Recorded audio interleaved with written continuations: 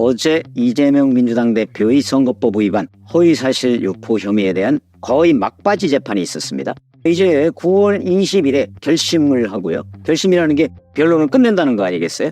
그리고서 대략 뭐 한 달쯤 지나면 이제 선고가 나오니까 10월 한 20일 어간에 1심 선고가 나오지 않을까, 이렇게 예상이 됩니다. 뭐 혐의 사실은 잘 아시다시피 김문기 전 성남도시개발공사 처장을 알았느냐 몰랐느냐 하는 게 이제 쟁점이고, 그 다음에 백현동 용도 변경 4단계 용도 변경이죠. 이게 박근혜 정부의 국토교통부 협박에 의한 것이냐, 아니면 이재명 당시 성남시장의 결정에 의한 것이냐 하는 부분이죠. 근데 이제 어제 검찰이 이재명 대표에 대해서 김문기 씨 부분을 이제 중점적으로 질문을 했고요. 20일에는 아마 백현동 부분을 질문할 것으로 보입니다. 검찰이 이렇게 질문을 했죠. 대선을 앞두고 대장동 의혹에 연루되지 않기 위해서 김문기 씨와의 관련성을 부정한 것 아니냐, 이렇게 얘기하니까 그 사람과의 특별한 인연이 기억에 없었기 때문에 제가 거기에 관심을 가질 특별한 이유가 없다. 유동규만 해도 엄청 시끄러운데, 이렇게 얘기했습니다.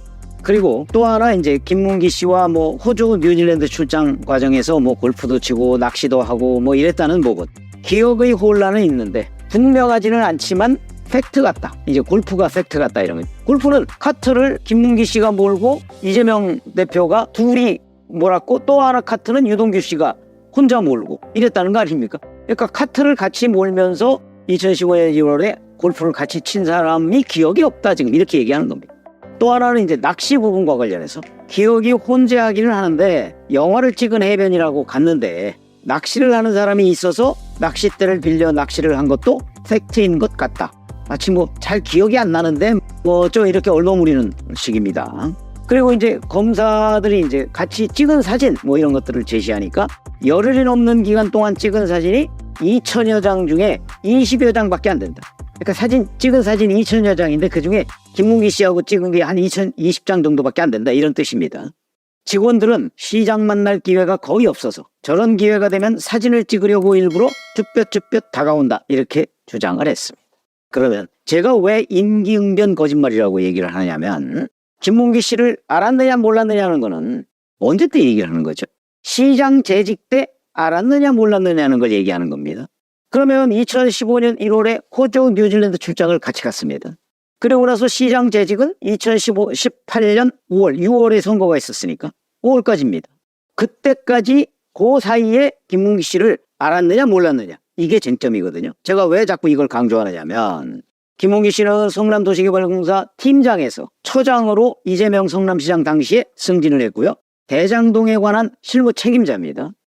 그렇기 때문에 다른 팀장이나 처장, 성남시 산하기관에 있는 다른 팀장이나 처장과는 완전히 다릅니다. 직접 보고도 여러 번 했고요. 중점적인 추진 상황이잖아요, 대장동은. 그래서 이재명 성남시장이 그 이후에 자기의 뭐 단군일의 최대의 업적 뭐 이렇게 주장까지 했던 중요 사업, 그 중요 사업의 중요한 책임자, 이런 이 사람이 김문기 씨입니다. 그중에 여기 이런 대목이 나옵니다. 유동규도 시끄러운데, 그러니까 무슨 얘기냐면, 김문기 씨와 특별히 뭐 관심을 가질 특별한 이유가 없다, 유동규도 시끄러운데, 이렇게 얘기합니다.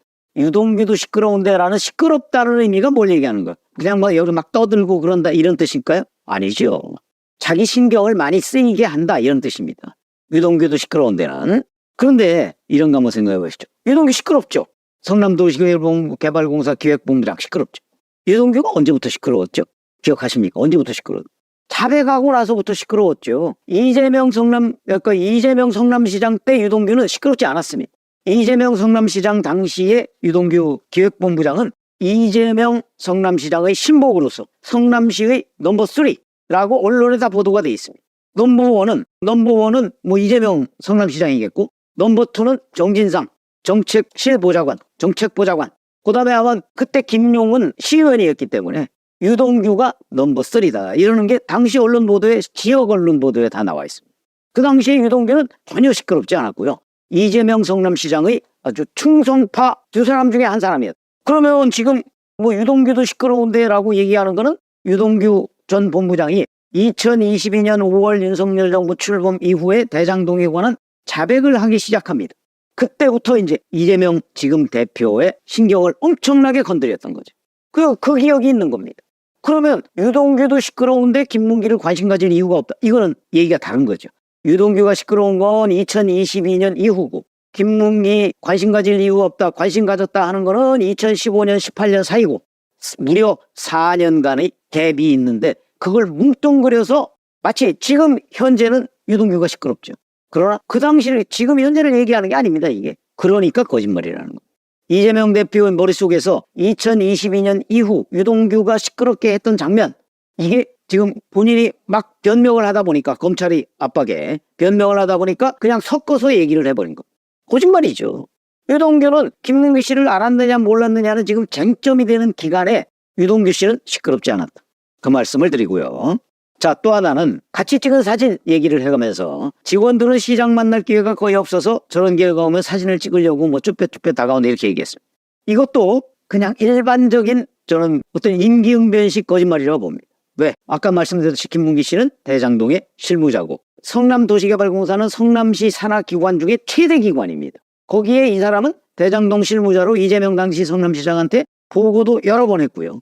더군다나 중요한 거 2015년 1월에 호주 뉴질랜드 출장 때 뭐 수많은 사람이 간 거 아닙니다.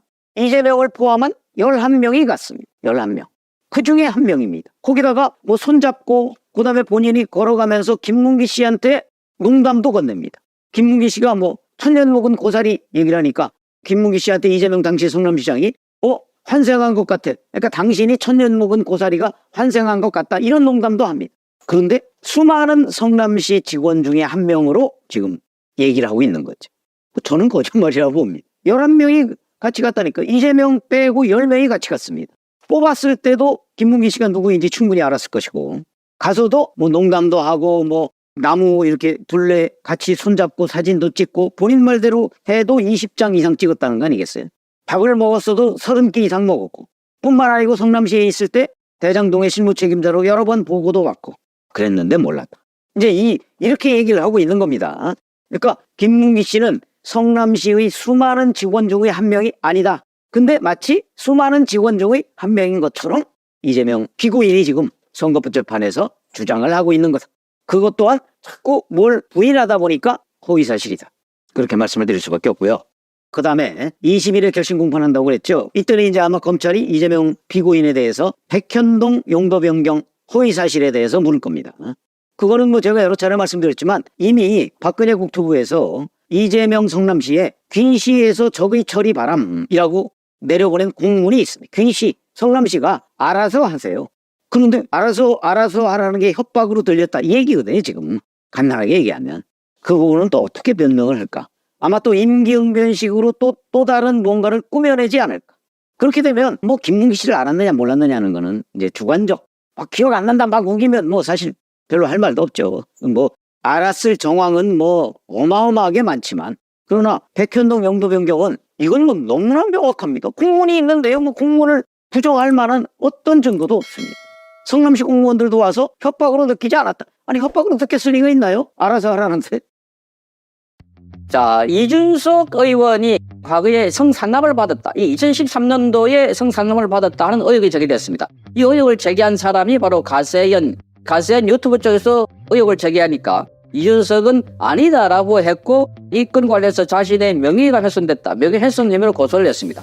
그러자 강신업 변호사가 성상납을 받아놓고 아니다고 이야기했다고 그래서 그거 명예훼손으로 고소한 것에 대해서 무고 혐의로 고발을 했습니다. 그러자 이 건 관련해서 경찰이 수사를 쭉 하다가 검찰에 이 사건 관련해서는 이준석에 대해서 기소 의견으로 넘겼습니다. 그런데 검찰이 최근에 이준석 이 사건에 대해서 혐의 없음, 무혐의 처분을 내렸다고 합니다. 이 사건은 2년 동안 이상 갖고 있다가 이제 이원석 검찰총장이 나올 때가 되니까 이것도 또 면죄부를 주고 있는 것 아닙니까? 이원석은 전 정부 인사거나 정치권 인사에 대해서 수사를 하지 않거나 막았다는 비판을 받아왔는데 이준석 사건에 대해서도 그동안 이준석이 성상납을 받았다는 것은 여러 가지 객관적인 증거로 나타나고 있다라고 해서 가세현에서 폭로했던 것이었습니다. 그동안 아이카이스트 대표 그래서 이 아이카이스트 김성진 대표로부터 2013년도에 대전에 가서 거기서 2차례에 걸쳐서 성상납을 받았다는 겁니다. 이 건과 관련해서 이준석 이건 자신의 첫 건인 김철근 당대표 정무실장을 보내가지고 7억 원을 주겠다. 이렇게 해서 뭔가 각서까지 썼던 것으로 취재 결과 발표됐다라고 해서 가세현이 보도를 했습니다. 그 상세하게 보고를 했습니다. 그러니까 이준석이 어디서 어떻게 이동했고 저녁을 먹고 거기 말하자면 술집에는 몇 시에 갔고 호텔은 어떻게 이동했고 이런 걸 아주 구체적으로 상세하게 했는데 이 건과 관련해서는 이게 이미 공소시효가 지났다. 성상납과 관련해서는 공소시효가 지났다 했고 그런데 이준석이 이 혐의 관련해서 그러니까 자기는 하지 않았다라고 해서 밝혔던 이 부분에 대해서 무고 혐의로 고발을 했는데 이 건도 검찰이 조사를 해보니까 아니더라 이렇게 말하고 있습니다. 이러니까 정치권 인사들에 대해서 이 수사를 자꾸 면죄부를 주고 있다는 비판이 전해지고 있습니다. 서울중앙지검 형사 1부는 지난 5일날 이준석의 무고 혐의에 대해서 혐의 없음 처분했다고 밝혔습니다. 검찰 관계자는 다수의 사건 관계자를 조사하는 등의 보완 수사한 결과 혐의를 인정할 증거가 불충분하다고 판단했다 이렇게 말했습니다. 그러니까 성상납 관련해서는 지금 이 건과 관련해서 조사한 게 아니고 성상납을 하지 않았다라고 주장했던 이준석 그래서 그걸 가지고 가로세로 연구소에 명예훼손 혐의로 고소를 한 건데 이게 무고다 한 거다. 이 무고 혐의가 아니다 이렇게 말한 겁니다. 이준석은 그동안 이 성상납 관련해서 아주 구체적으로 그리고 적극적으로 아니다라고 말한 적이 거의 없습니다.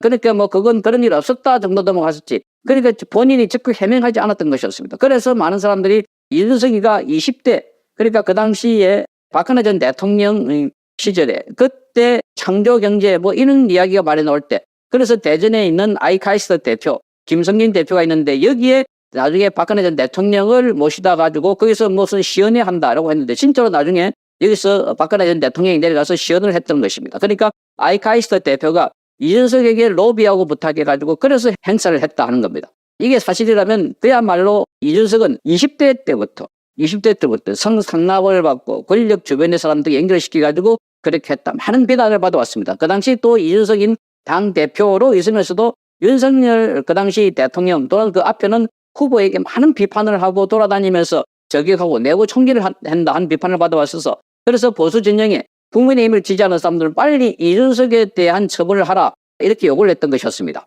이준석은 이 의혹을 부인하면서 당시 가사연 출연진인 강용석 변호사와 김세희 전 기자를 명예훼손 혐의로 고소를 했습니다. 그러자 김세희 대표 측의 법률 대리인 강신업 변호사가 성접대를 받고도 고소했다고 주장하면서 이준석을 무고 혐의로 고발한 겁니다. 경찰은 사실상 의혹의 실체가 있는데도 이 의원이 이준석이 가세연 관계자들을 허위 고소한 것으로 보고 2022년 10월에 검찰에 기소 의견으로 송치를 했습니다. 그런데 검찰은 불기소 결론을 내렸다고 합니다. 검찰은 김세희 대표와 그리고 수행원 장모 씨 등을 참고인 신문으로 조사해서 사실관계를 확인하고 이준석에 조사한 것으로 전해지고 있습니다. 그러니까 지금 이 시간이 지나고 나니까 사람들의 관심에서 잊혀지니까 그러니까 설금 자 이게 혐의 없음 이렇게 되고 있는 거다니까. 정말 정치인들의 수사를 이렇게 하지 말아라 그렇게 많이 했는데 그러니까 이재명에 대한 수사도 그렇고 돈봉투 사건 수사도 그렇고 금방 국민들이 볼 때는 다 명백하게 법을 위반한 걸로 보이는데 빨리 처분하지 않고 그 캐비넷 속에 딱 묻고 있다가 세인들의 관심이 잊혀지거나 아니면 그 사람의 신분이 달라졌을 경우 지금 이준석의 신분이 달라졌습니다. 국회 배지를 다른 겁니다. 그러니까 혐의 없음 되는 거다니. 그러니까 지금 이 캐비넷에 들어가 있는 사건들 그동안 이재명에 대한 거나 문재인 사건들 이런 식으로 하나 둘씩 섞이고 있다가 나중에 뭔가 이재명이 대통령 되고 나면은 혐의 없음 이렇게 하려고 한 거다니까. 그래서 국민들이 검찰을 믿지 못하겠다는 겁니다. 더군다나 이원석 검찰총장은 이미 제가 보도를 해드렸습니다만은 문재인을 비롯해서 그 측근에 있는 사람들 그러니까 예우 차원에서 전직 대통령에 대한 수사를 하지 않겠다 사실상 이런 표현을 했다고 합니다. 그래서 그 당시에 윤석열 대통령이 수사를 하라 전 정권 수사를 하라 이렇게 지시했고 그런데 거기도 한동훈 법무부 장관과 이원석이 같은 동기이고 그 밑에는 송경호 서울중앙지검장 이 라인이 특수 라인이었는데 제대로 수사를 하지 않았다는 겁니다. 그러니까 전부 다 그 문재인 때 승승장구했던 사람들이 그러다 보니까 이원석이 지금 이준석에도 면죄부를 줬다. 그러니까 이원석이가 9월 15일까지 임기 끝인데 일요일에 깨있기 때문에 9월 13일에 끝나는 겁니다. 9월 13일에 끝나기 전에 하나 둘씩 이게 면죄부를 주고 있다. 정치인들에게서. 이거야말로 정말 기가 찬다는 겁니다. 그러니까 이 이원석이가 들어와가지고 지금 이 문재인 정부 시절의 비리 여기에 대해서 제대로 처리하고 하는 게 하나도 없다는 겁니다. 하나도. 이러니 지금 이원석을 심판하라. 이원석을 빨리 수사하라. 이원석은 직권남용 권리 행사 이런 등등을 해서 지금 고발이 되어 있습니다. 고발. 그러니까 이원석도 빨리 서울중앙지검에서 이 사건을 배당받아가지고 빨리 수사를 하는 겁니다. 그러니까 검찰총장으로 있으면서 뭔가 수사를 해야 될 부분을 하지 않고 엉뚱한 걸 계속 하고 있고, 그러다 보니까 검찰 조직 전체가 완전히 비판받고 무너지고 있고, 그래서 불신받고 있다는 겁니다. 야당으로부터 또 이 여권으로부터 모두가 불신받고 있는 것은 권력 있는 사람들의 수사를 하지 않는다는 겁니다. 지난번에 문재인 관련된 수사는 전부 다 이원석이 막아왔다 하는 것을 알 수가 있습니다. 그러니까 이원석이 나올 때 되니까 서서히 이제 문재인 그 사위 관련된 수사를 하고 있는데, 마찬가지로 이준석에 대해서도 그동안 그렇게 시끄러웠을 때 왜 수사를 하지 않았나? 그런 눈치를 보고 있고, 이러니 검찰이 매우 공격을 받고 있다 하는 것. 정말 충격적인 사건 처리입니다.